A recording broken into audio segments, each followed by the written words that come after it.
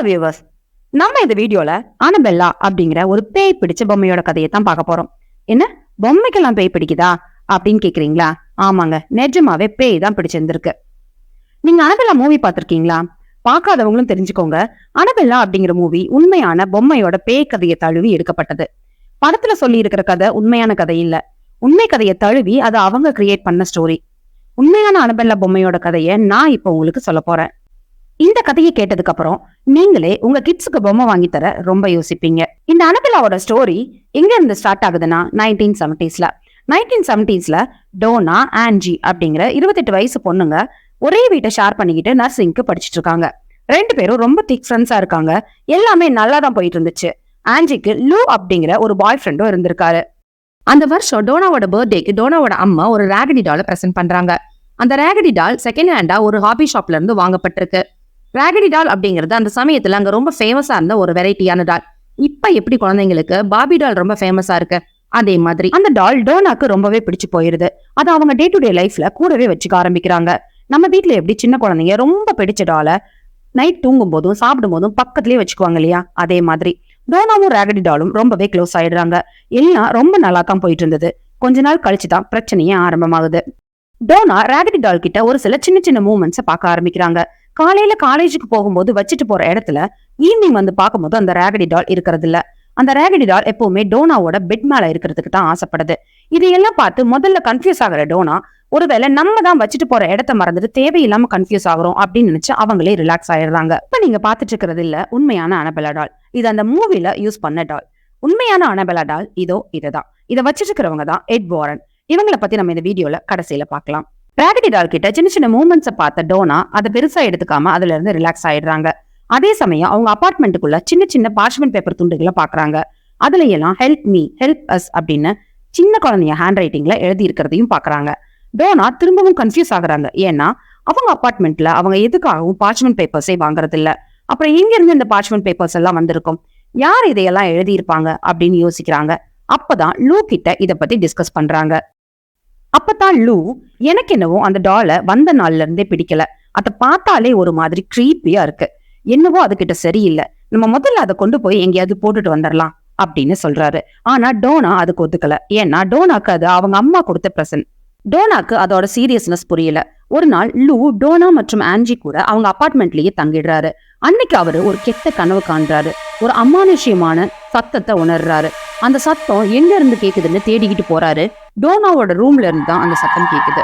இவர் மெதுவா அந்த ரூம் கிட்ட போய் நிக்கிறாரு. சத்தம் அதிகமா கேக்குது. கதவை திறக்க ட்ரை பண்றாரு. சத்தம் நின்னுடுது.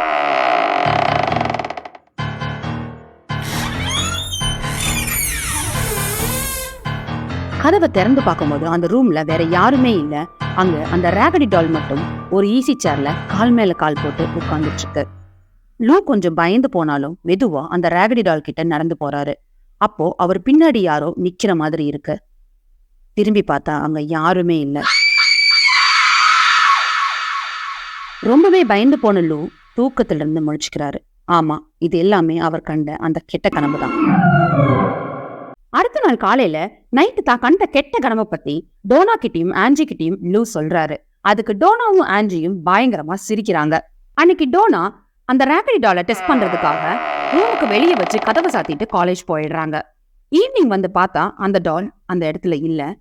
டோனாவோட ரூம்குள்ள டோனாவோட பெட் மேல கால் போட்டுட்டு உட்கார்ந்துட்டு இருக்கு. இங்கதான் டோனாக்கு லேசா பயம் வருது. இதை பத்தி ஆன்ஜி கிட்டையும் லூ கிட்டையும் டிஸ்கஸ் பண்றாங்க. 3 பேரும் சேர்ந்து அவங்க சர்ச் ஃபாதர் கிட்ட ஹெல்ப் கேட்கறதா முடிவு பண்றாங்க. சர்ச் ஃபாதர் கிட்டையும் போய் நடந்தது எல்லாத்தையும் சொல்றாங்க. அதுக்கு அந்த சர்ச் ஃபாதர், இதெல்லாம் என்னமோ அமானுஷ்யமா இருக்கு, நீங்க ஆவிகள் கிட்ட பேசுற மீடியம் யாரையாவது கான்டாக்ட் பண்ணுங்க அப்படின்னு அட்வைஸ் பண்றாரு. அவரே ஒரு ஆவிகள் கிட்ட பேசுற மீடியம் ஒருத்தரையும் சஜஸ்ட் பண்றாரு. அந்த மீடியமும் வராங்க.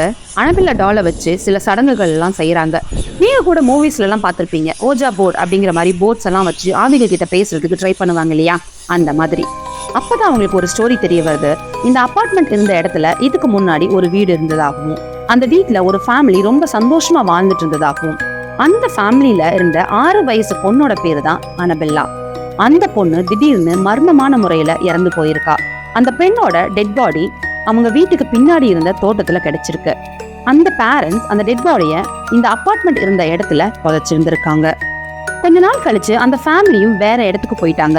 இங்கேயும் புது அபார்ட்மெண்ட் கட்டிட்டாங்க. ஆனா அனபெல்லா மட்டும் எங்கேயுமே போகல. 6 வயசு சின்ன குழந்தையான அனபெல்லாவோட ஆவி அந்த வயசுல அவளுக்கு கிடைக்க வேண்டிய அன்பு பாசம் எதுவுமே கிடைக்காம ரொம்ப ஏக்கமா இருந்திருக்கு. அந்த சமயத்துல தான் டோனாவும் ஆன்ஜியும் இந்த அபார்ட்மெண்ட்டுக்கு குடி வர்றாங்க. டோனாவுக்கு அந்த ராகடி டாலும் கிடைக்குது. டோனா அந்த ராகடி டாலை ரொம்ப அன்பா பிரியமா பாத்துக்கிறத பார்த்த அனபெல்லா டோனா கூடவே இருக்கிறதா முடிவு பண்ணிடுறா. இந்த கதையை கேட்டதும் டோனாவுக்கு ஏனோ மனசு ரொம்பவே கஷ்டமாயிருது. அப்போ அந்த மீடியம் யாராவது பேய் ஓற்றவங்களை கூப்பிட்டு வந்து இந்த பொம்மையில இருக்கிற பேயை விரட்டிருங்க, இல்லைன்னா இந்த பொம்மையை எங்கேயாவது வெளியே கொண்டு போய் வீசிட்டு வந்துருங்க அப்படின்னு சொல்றாரு. ஆனா டோனா அதை மறந்துடுறாங்க. இந்த பொம்மை இங்கேயே இருக்கட்டும், அதை நான் பாத்துக்கிறேன் அப்படின்னு சொல்லிடுறாங்க. லூ இதை ஏத்துக்க மறுக்கிறாரு. 2 பேர்த்துக்குள்ளேயும் பயங்கரமா வாக்குவாதம் வருது. லூ எவ்வளவு சொன்னாலும் டோனா அதை கேட்கல. அதுதான் அவங்க எடுத்த தப்பான முடிவு. ஆனா டோனா அந்த முடிவை எடுத்ததுக்கு இன்னொரு காரணமும் இருந்துச்சு. அந்த டாலால இது வரைக்கும் எந்த ஒரு அசம்பாவிதமும் நடந்திருக்கல. அடுத்த 1-2 நாள்லயே அந்த அசம்பாவிதமும் நடக்குது. ஒரு நாள் டோனா காலேஜ்ல இருந்து திரும்பி வராங்க. அந்த டால் கிட்ட ஏதோ வித்தியாசத்தை பாக்குறாங்க. கையில எடுத்து பார்க்கும்போது அந்த டாலோட கையில இருந்து ரத்தம் கசிஞ்சதுக்கான அடையாளம் தெரியுது. இங்கதான் டோனா நிஜமாவே பயந்து போயிடுறாங்க. அன்னைக்கு நைட்டே இன்னொரு அமானுஷ்யமும் நடக்குது. நைட் தூங்கிட்டு இருந்தது திடீர்னு முழிச்சு பாக்குறாரு. அந்த ராகடி டால் அவர் கால் கிட்ட நின்னுட்டு இருக்கு. பயந்து போன அவரு கத்த முயற்சி பண்றாரு. ஆனா அவரால கத்த முடியல. கைய கால கூட அசைக்க முடியல. உடம்பே பேரலைஸ் ஆன மாதிரி ஃபீல் பண்றாரு. அதே சமயத்துல அந்த அனபெல்லா டால் வேகமா பாஞ்சு வந்து அவர் நெஞ்சு மேல உட்காந்துக்குது. அவர் கழுத்தை பிடிச்சு நெருக்குது. அவரால் அசையவே முடியாம அப்படியே மயக்கமாயிடுறாரு. காலையில கண்ணு முழிச்சு பார்த்த லூ நைட் நடந்தது எல்லாமே கனவுன்னு நினைக்கிறாரு. ஆனா கண்ணாடியில பார்த்ததுக்கு அப்புறம் தான் தெரிஞ்சது நடந்தது எதுவுமே கனவில்லைன்னு, எல்லாமே நிஜமாவே நடந்திருக்குன்னு. அவரோட கழுத்துல 3 நகைக்கீரலும் நெஞ்சில 4 நகைக்கீரலும் இருந்துச்சு. இங்கதான் எல்லாருமே ரொம்பவே பயந்து போயிடுறாங்க. அடுத்த நாளே அந்த நகைக்கீரல்கள் மாயமா மறைஞ்சும் போயிருது. திரும்பவும் அவங்க அந்த சர்ச் ஃபாதரை போய் மீட் பண்றாங்க. அவர் தான் எட் அண்ட் லொரைன் வாரனை சஜஸ்ட் பண்றாரு. எட் வாரன் மற்றும் லொரைன் வாரன் இந்த கப்பிள்ஸ் அந்த சமயத்துல ரொம்பவே ஃபேமஸா இருந்த பேரானார்மல் இன்வெஸ்டிகேட்டர்ஸ். அதாவது ஆவி அமானுஷ்யம் சம்பந்தமா இவங்க நிறைய ஆராய்ச்சிகள் பண்ணிட்டு இருந்தாங்க. இந்த மாதிரி நிறைய கேசஸையும் அவங்க டீல் பண்ணிருக்காங்க. ஆன்ஜியும் டோனாவும் அவங்கள அப்ரோச் பண்றாங்க. அவங்களும் இவங்களுக்கு ஹெல்ப் பண்றதுக்கு சம்மதிக்கிறாங்க. அனபெல்லா டாலை செக் பண்ண வாரன் கப்பிள்ஸ் தயவு செஞ்சு இதை உடனே அப்புறப்படுத்திருங்க, இல்லைன்னா இன்னும் பெரிய அமானுஷ்யங்களையும் அசம்பாவிதங்களையும் நீங்க சந்திக்க நேரிடும், உயிரிழப்புகள் கூட சந்திப்பீங்க அப்படின்னு சொல்றாங்க. டோனா வாரன் கப்பிள்ஸ் கிட்ட இந்த பொம்மைய ப்ளீஸ் நீங்களே எடுத்துட்டு போயிருங்களேன் அப்படின்னு கேக்குறாங்க. அவங்களும் சம்மதிச்சு அந்த அனபெல்லா டாலை அங்க இருந்து எடுத்துட்டு வந்துடுறாங்க. அவங்க நிறைய பேரானார்மல் ரிசர்ச் பண்ணிட்டு இருந்ததுனால ஆவி அமானுஷ்யம் சம்பந்தமான நிறைய பொருளை கலெக்ட் பண்ணி அவங்க வீட்லயே ஒரு மியூசியம் மாதிரி வச்சிருந்தாங்க. இந்த அனபெல்லா டாலையும் அதே மியூசியத்துல ஒரு கண்ணாடி ஷோகேஸ்குள்ள ஓபன் பண்ண முடியாத மாதிரி அடைச்சு வச்சிடுறாங்க. டோனா மற்றும் ஆன்ஜியோட கதை இங்க முடிஞ்சு போயிருது. ஆனா அனபெல்லா டாலோட கதை இன்னும் முடியல. கொஞ்ச நாள் கழிச்சு அந்த மியூசியத்துக்கு விசிட் பண்ண ஒரு சர்ச் ஃபாதர் வாரன் கப்பிள்ஸ் கிட்ட இவ்ளோ சாதாரணமா இருக்கிற இந்த டாலை பத்தி நீங்க என்னமோ இவ்ளோ பெரிய கதை சொல்றீங்க அப்படின்னு சொல்லிட்டு சிரிக்கிறாரு. அதை வெளியே எடுக்கவும் முயற்சி பண்றாரு. ஆனா வாரன் கப்பிள்ஸ் அவரை அலோ பண்ணல.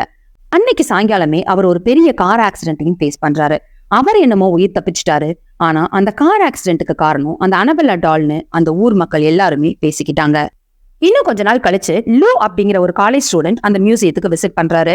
அப்ப அந்த கண்ணாடி கூண்ட உடைச்சு அந்த பொம்மையை வெளியே எடுக்க ட்ரை பண்றாரு. வாரன் கப்பிள்ஸ் அவர் மேல ரொம்பவே கோவப்படுறாங்க. நீங்க விளையாடுறதுக்கான இடமும் பொருளும் இது கிடையாது, தயவு செஞ்சு இந்த இடத்த விட்டு வெளியே போயிருங்க அப்படின்னு சொல்லி அவரை திட்டி அனுப்பிடுறாங்க.